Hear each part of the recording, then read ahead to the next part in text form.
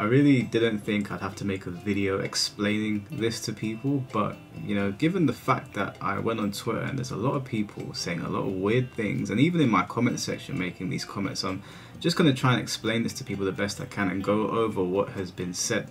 Now, obviously the title of this video is based on things people have been saying, and I find it so bizarre. So let's just jump into all of these weird talking points. So first things first, Sparking Zero is the biggest release for a fighting game of all time as far as I can see.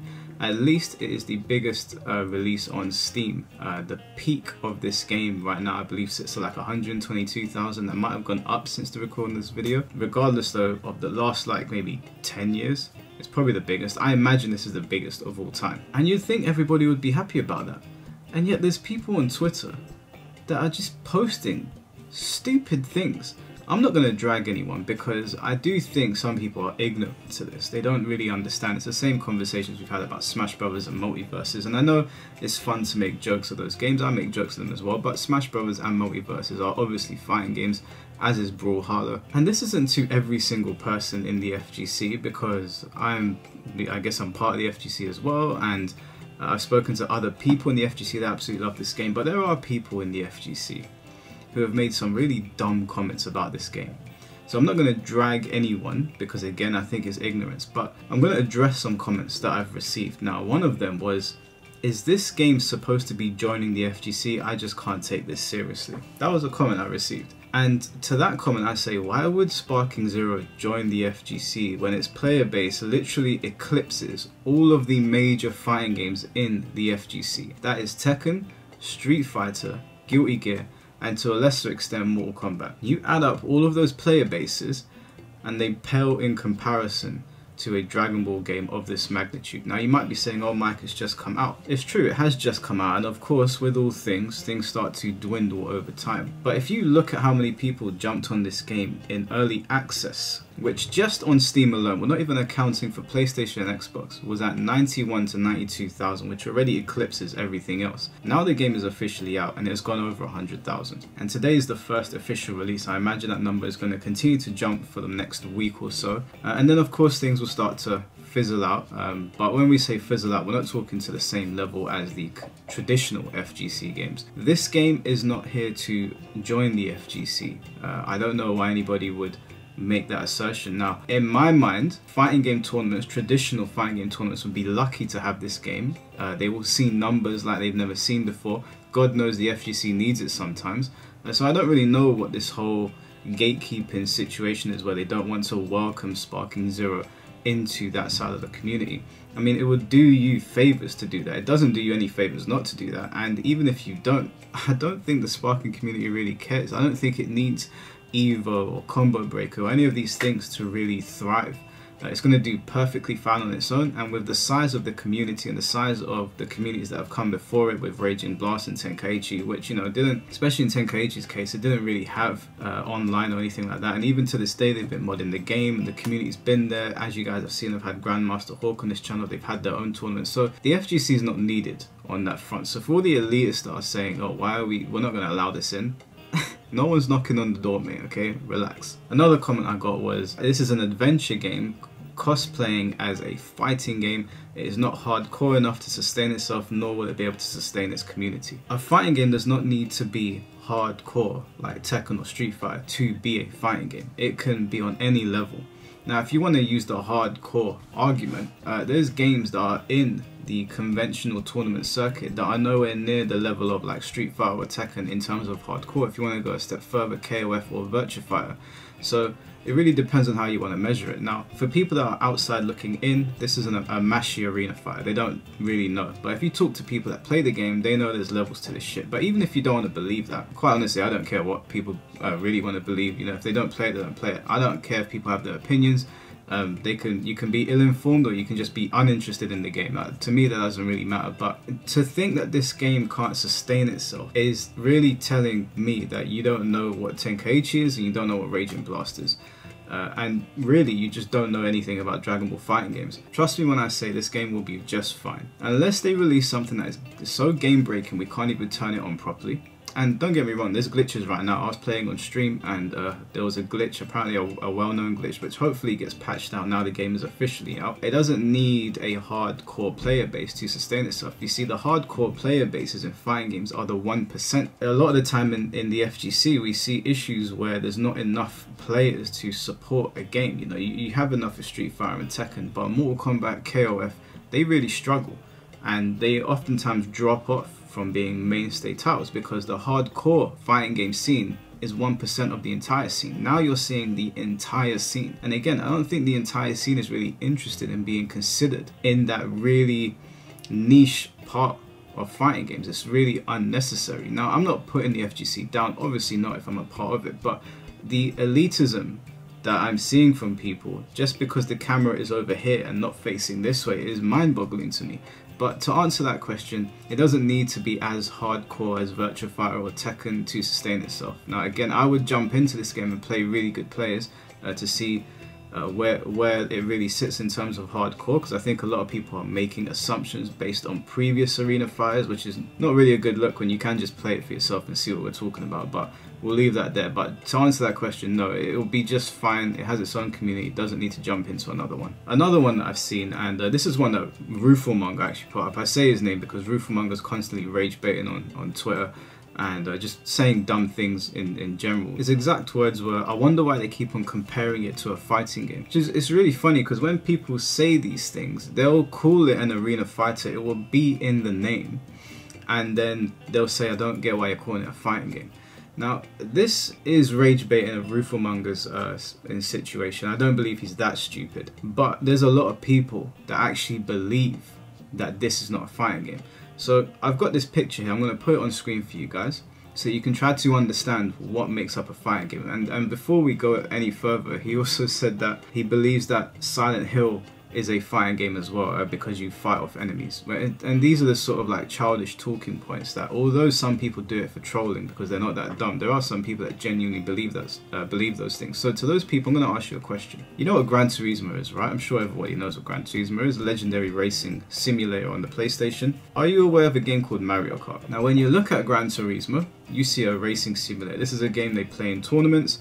There was a whole movie on it.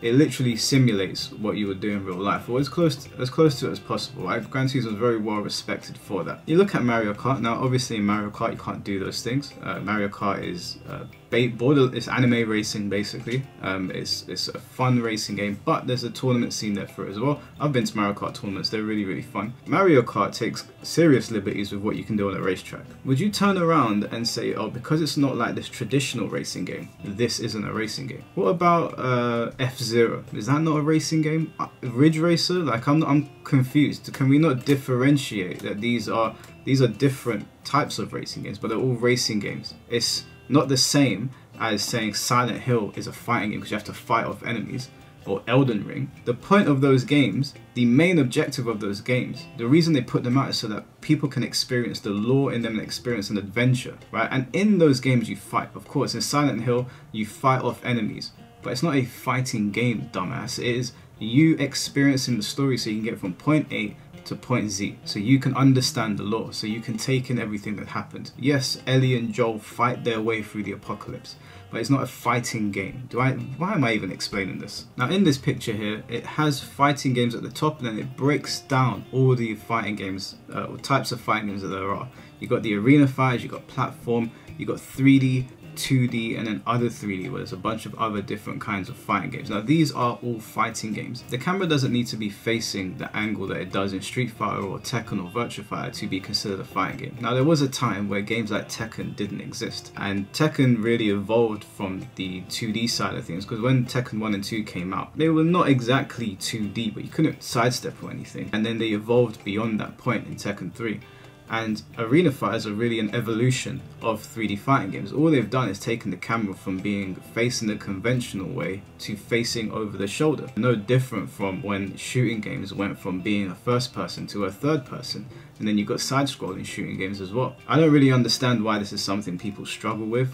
A simple camera change is really what's throwing people off here. It's very, very confusing. And most of all, I'm just confused at why people are angry at the existence of this game. And you might be saying to yourself, really angry? Yeah, For those of you that were in my stream, the first stream that I did with Ranked on Sparking Zero, we had somebody come into the stream that was genuinely annoyed at this game's existence, believed that the game was taking away from the fighting game scene, or they didn't really understand why it was so popular, saying things like this game's gonna die, I want this game to die, and for that I really don't understand. People are genuinely enjoying themselves. Dragon Ball is the biggest anime franchise in the world, and the Tenkaichi series was really hailed as the greatest arena fighter of all time.